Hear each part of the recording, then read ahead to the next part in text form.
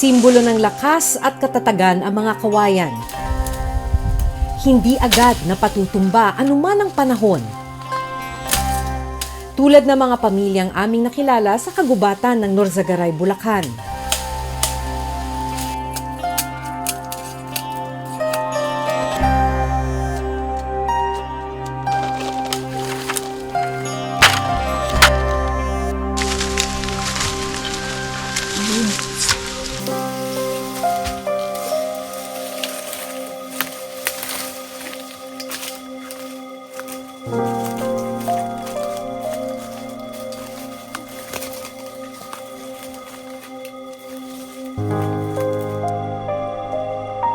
Hihingal ka na?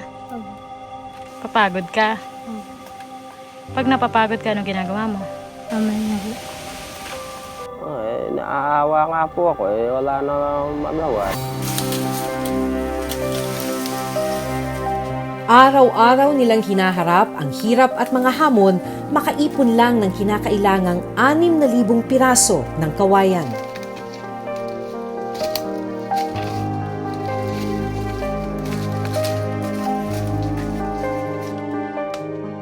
Kasi po pangarap ko din po talaga na makapagtapos ako ng pag-aaral. Pag ako talaga nakapagtapos, titiisin ko po ang hirap para maabot ko lang po yung pangarap ko.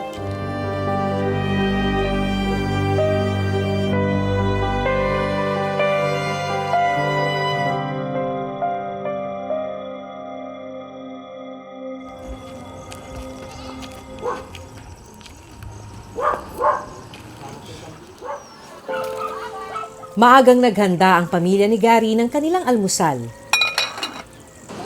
Kape at isang latang sardinas ang pagsasaluhan ng 6 na miyembro ng pamilya. Ayun po, kumain po tayo.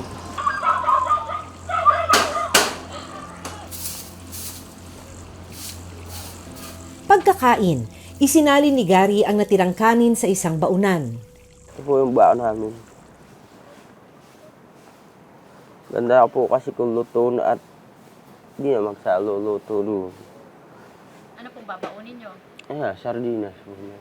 Kung minsan naman po, kung kasama po namin na wala rin baon, share na lang po kami riyan. Kakaawa naman po yung mga kasama namin kung uuwi pa, malayo. Kasama nga alis ni Gary ang kanyang pangalawang anak na si Alden, 11 taong gulang.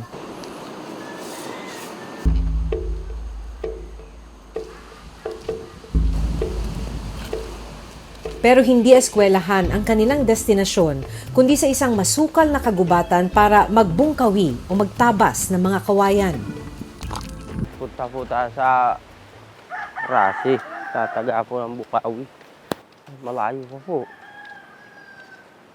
Mga ilang oras kang maglalakad? Pero kung sa amin naman po, yung dire-diretso, wala pa naman po isang oras. Bago makarating, kapansin-pansin ang ilang bugkos ng kawayan na inipon sa isang tabi.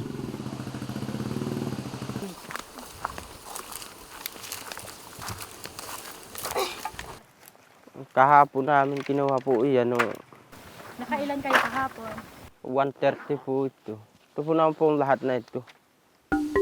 Kailangan nilang makaipon ng 6,000 piraso ng kawayan para maibenta sa isang buyer. Ang halaga, 4 hanggang 10 piso kada piraso, depende sa sukat. Pero malayo pa ang kanilang bubunuin. Kaya wala nang inaksayang oras sina Gary at Alden. Gamit ang itak, isa-isang tinabas ni Gary ang mga sanga at dahong nakaharang sa kanilang daraanan.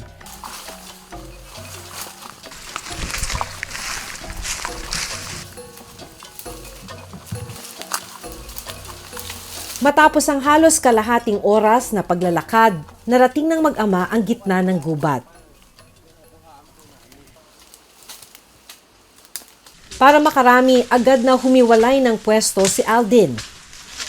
Sa ganitong paraan daw kasi mas mapapabilis ang kanilang pagbubungkawi.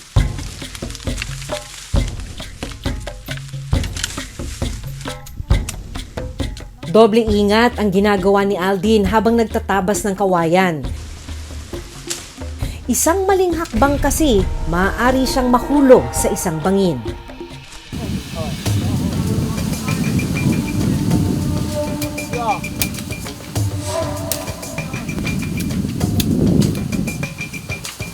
Sinimulan na rin ni Gary ang pagtatabas ng mga kawayan na bungkawi kung tawagin. Madalas daw ginagamit ang mga ito sa paggawa ng kubo, upuan, higaan at bakod.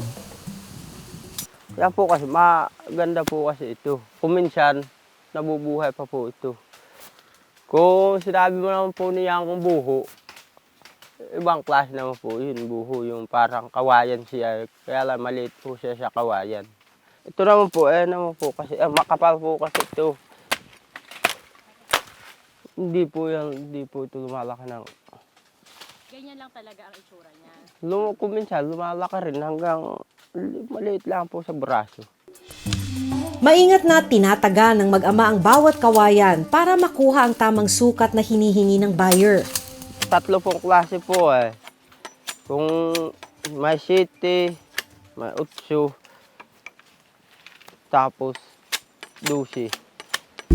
Kwento ni Aldin, 10 taong gulang siya nang magsimulang magbungkawi. Ang gusto ko lang po magpumungkawi po. Sa kabila ng kanyang murang edad at payat na pangangatawan, mabilis ang kilos ni Aldin sa kawayanan. Ito lang daw kasi ang naisip niyang paraan para makatulong sa pang-araw-araw na gastusin ng kanilang pamilya. Parang katulong po ako nanay po. Parang kabili po ng pagkain namin. Makailang ulit na rin daw siya nasugatan habang nagbubungkawi. Saan ka nasugatan? Dito ka lang po. Saan? Ito po. Kamay, kumisang po sa paa ko. Anong nangyari dyan? Naiba po ng buho. Matapos ang mahigit 3 oras na pagbubungkawi o pagtatabas ng kawayan, nakaipon ng 13 piraso ng kawayan si Aldin. Pagsasamahin nila ang mga natabas na kawayan sa itatali gamit ang mga baging. Maingat nila itong papasanin sa kanilang balikat pababa ng gubat. Mabigat po ba? Ayan, at sakit ba rin sa balikat. Pero kung kay kilohin po, baka mga 50 po siguro. Yan, bigat na yan. Ayun, masakit. Siya halos parang babao na po itong piraso niya ito. Dahil sa bigat ng pasan-pasang kawayan,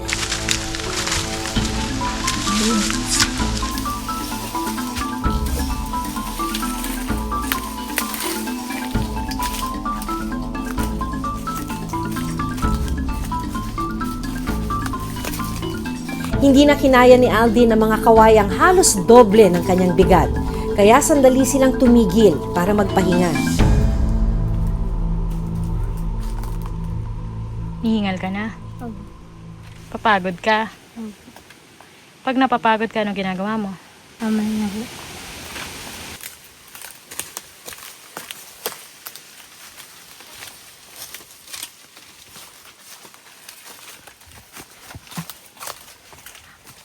Ngayong araw, 130 piraso ng kawayan ang naipon ng mag-ama at ng iba pa nilang kasama. Kung tutuusin, pwedeng kumita ng 24,000 pesos o higit pa ang grupo ni Gary kapag nakumpleto nila ang mahigit 6,000 piraso ng kawayan na order ng buyer. Pero paghahati-hatian pa raw ito ng grupo. Pero dahil marami pa ang kulang, hindi agad mababayaran si Gary. Sa loob ng halos 2 taon, ito na ang nagsilbing silid-aralan ni Aldin. Nasa grade 10 na sana siya ngayon pero natigil siya sa pag-aaral nung nasa unang baitang. Gusto ko po mag-aral. Pangarap kasi niyang maging isang guro balang araw. Para makatulong po. Nakatulong sa... Tao. Naaawa nga po ako wala na magawa. Yung pangarap ko, makapag-aral lang sila, ayos na. Kung ano man ang pangarap nila, kung lalo may pinag-aralan sila.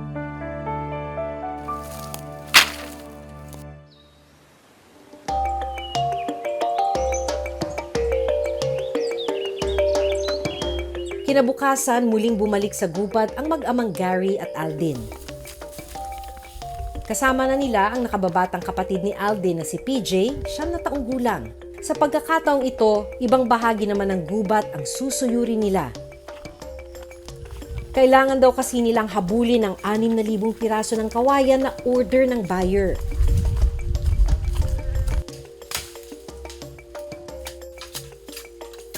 Mga ilang piraso pa kulang natin, kuya? Marami pa. 50 kasi po yung tali eh. Para bilang na rin niya. Kung sinabi niya, ilang tali niya eh yung bukawi. Per tali na lang bigyan. Kaya ang grupo tulong-tulong sa pagtatabas.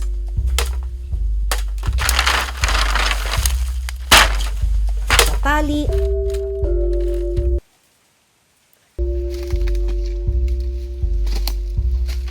at pagpasa ng bungkus-bungkus na kawayan.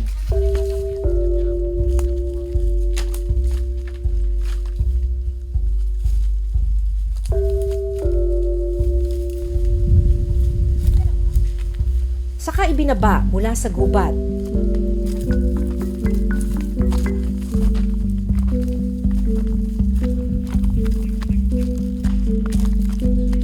Nang makarating sa patag, isa-isa nang binilang ng grupo ang mga natabas na kawayan.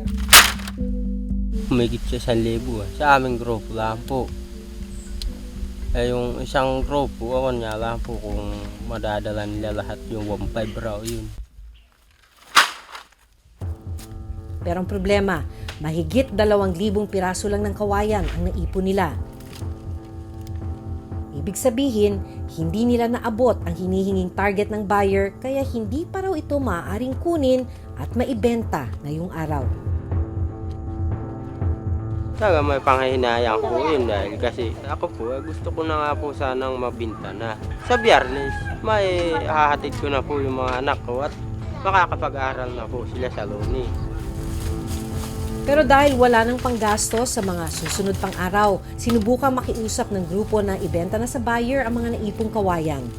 Pero ayon sa buyer, malaki raw ang malulugi sa kanila kung hahakutin ng mas maaga ang mga order na kawayan.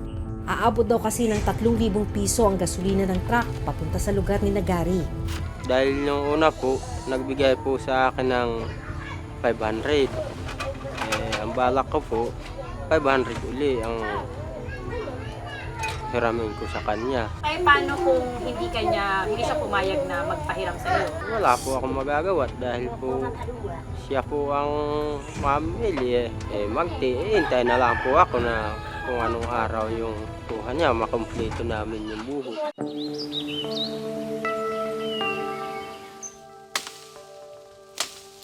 Sa parehong gubat, nakilala din namin noon ang magkapatid na sina Hillmark, 12 taong gulang, at Annalisa, 21 taong gulang. Pangtulos po nila sa mga sitaw, yan yung mga humahaba pong mga halaman. Yung iba din naman po, pinambabakod din po nila. Nailalagay din naman po namin ng 100 peraso po. Kasama nila sa paghahanap buhay sa gubat ang kanilang ama na si Egay at ina na si Lucinda. Kanya-kanyang pwesto ang buong pamilya sa paggagapas ng mga kawayan. Kung ganito kalalaki, 3 piso po ang isang piraso, city ang haba. 50 piraso yung isang bigpis ng ganito kalalaki. 3 piso naman kada piraso ng kawayan ang presyuhan ng buyer ni na Lucinda.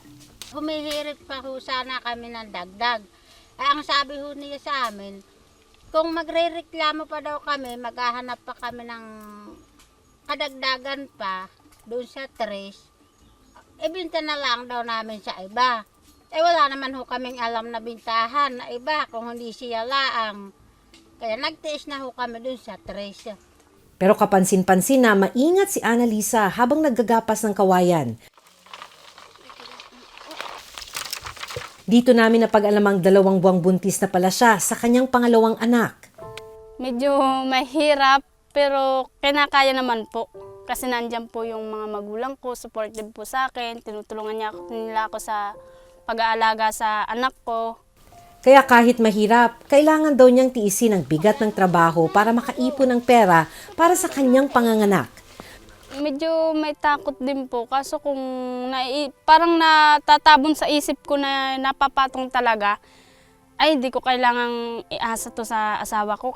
Tumigil na rin sa pag-aaral si Annalisa nung siya ay nasa grade 3 pa lang. Pangarap ko din po talaga na makapagtapos ako ng pag-aaral para matulungan ko nga po mama ko at siya mga kapatid ko. Kaso hindi na po talaga kaya ng mama ko, kaya mas pinili ko na lang din pong mamasukan dati. Pangarap niya raw sanang maging nurse. Mula nung pagkabata pa po ako, yun na po talaga ang bukang isip ko po talaga na pag ako talaga nakapagtapos, titiisin ko po ang hirap para maabot ko lang po yung pangarap ko.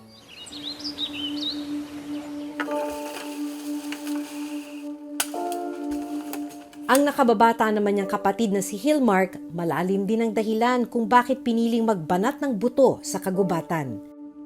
Para daw ho kami makarami. Kuwan ho talaga niya, ipon ho kami ng pira para makabili kami ng bangka. Ang bangka raw sana ang magiging service ni na Hillmark at ng mga kapatid papasok sa eskwelahan. Pero dahil walang magamit, pansamantalang nahinto sa pag-aaral si Hillmark. Gusto ho niya makapasok uli. Ay, kaya nga sabi ko sa kanya, magtulong-tulong tayo para makabili tayo ng bangka.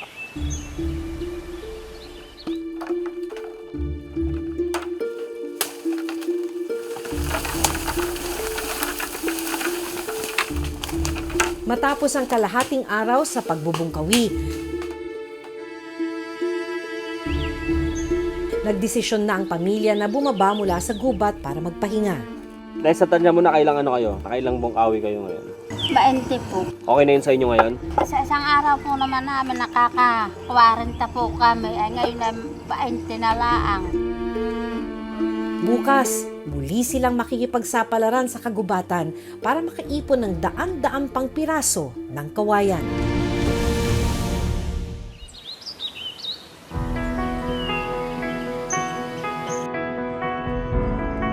Nito lang nakaraang linggo, muli naming binalikan ang pamilya ni Lucinda. Pansamantala muna silang tumigil sa pagbubungkawi. Hindi na po namin maasikaso rin po yung pagpuputol na mahinga po kasi kami. Kasi tulad po ng mister ko, nagkaroon ng sakit. Yung bahay pa namin, hindi pa mayari-yari. Hindi na po namin makayanan din, kaya kahit pa unti-unti, gumagawa na lang din po kami ng pamamaraan para yung iba namin pangailangan sa paglalaba man lang ay nakukuha ko. Pero ang malungkot, natuklas ang may sakit sa puso ang kanilang padre de pamilya. Nangahihina po ako tapos nahihilo. Bumabagsak nga po ako kung minsan. Sabi ko, masama na ito, baka hindi na ito ma-resolbahan ko. Ito po yung reseta ko po at saka yung Nakapagpatingin daw sa doktor si Egay pero ni minsan hindi niya raw nabili ang mga gamot na nireseta sa kanya. Talagang napakahirap po. Dahil yung lahat pong bagay na gusto kong makuha namin, mabili. Wala kaming maipambili dahil nga doon sa hindi ako makapagtrabaho. Kasi noon na po yung kinikita niya. Pambili lang ng bigas, wala pang ulam. Kaya mahirap po talaga. Sa ngayon, sa paglalabada na lang ni Lucinda, umaasa ang buong pamilya. Pero sa kabila ng mga problemang dumaan sa kanilang pamilya, may magandang balita na hatid si Gilmark. Nakabalik na siya sa kanyang pag-aaral at nasa grade 4 na siya ngayon. Kaya ako po gusto mag-aral po, gusto ko makapagtaos po. Gusto ko maging teacher po. Maibahagi ko po sa kanila yung natutunan ko po. Nanganak na rin ang kanyang ate na si Annalisa. Sa survey na ginawa ng Social Weather Stations o SWS nito lang December 2024, umabot sa 63% o mahigit 17 million families ang itinuturing ang kanilang sarili na mahirap. Ito na raw ang pinakamataas na bilang sa loob ng 21 taon. 11% naman o 3.03 million families ang nagsasabing nasa borderline sila ng pagiging mahirap at hindi mahirap. Habang 26% o 7.18 million families ang nagsabing hindi sila mahirap. May tuturing na nasa informal sector ang pamilya ni Gary at Egay. Walang kasiguruhan kung magkano ang kikitain nila kada araw. Madalas sila rin ang walang access sa mga credit at training. Kaya kailangan nila ng tulong mula sa gobyerno. Sa datos mula sa Ibon Foundation, sa buong bansa, nasa 20.3 milyon na Pilipino ang nasa informal sector. Mahirap siya, kulang tamang suporta. Kinakailangan din sa pag-address ng mga issues natin sa informal work. Magandang ma-transition sila into the formal economy. Susunod, nito lang Miyerkules, idilapit ng Reporter's Notebook ang pamilya ni Gary at Tukinda sa Municipal Social Welfare Development Office o MSWDO ng Norsagaray, Bulacan.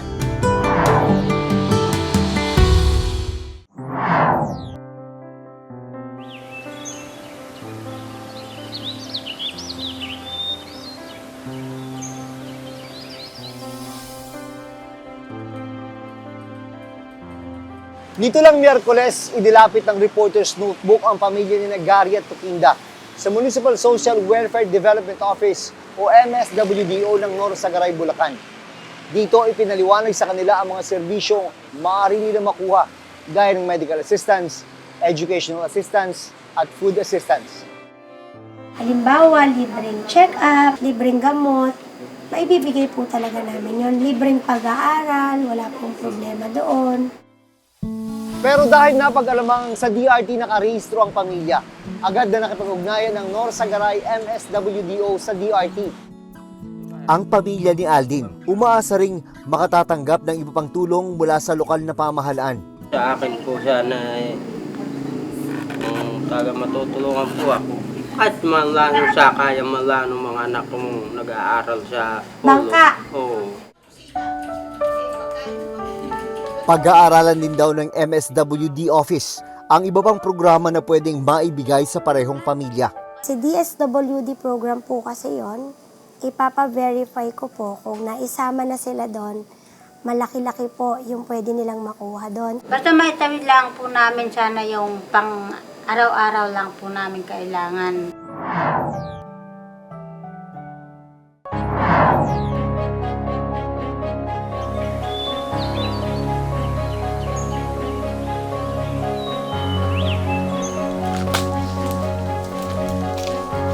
Hindi nagkukulang sa sipag at tiyaga ang pamilyang magkakawayan na aming nakilala.